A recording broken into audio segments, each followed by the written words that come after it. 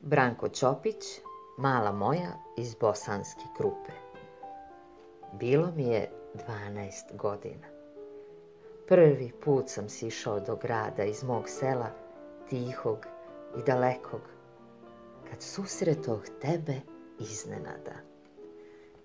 Dječačke uspomene glupe, mala moja iz Bosanske Krupe.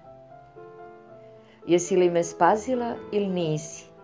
Zbunjenoga seoskoga đaka, svjetlokosog i očiju plavih, u oklopu novih opanaka kako zija u izloge skupe. Mala moja iz Bosanske Krupe.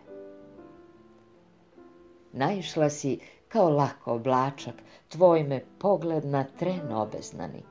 Zaboravih ime i očinstvo, kako mi se zovu ukućani, iznevjerih poput sablje tupe, mala moja iz Bosanske Krupe. Tekli tako gimnazijski dani, uspomena na te ne ocvala. Modra una u proljetne noći tvoje mi je ime šaputala. Lebdila si ispred đačke klupe, mala moja iz Bosanske Krupe.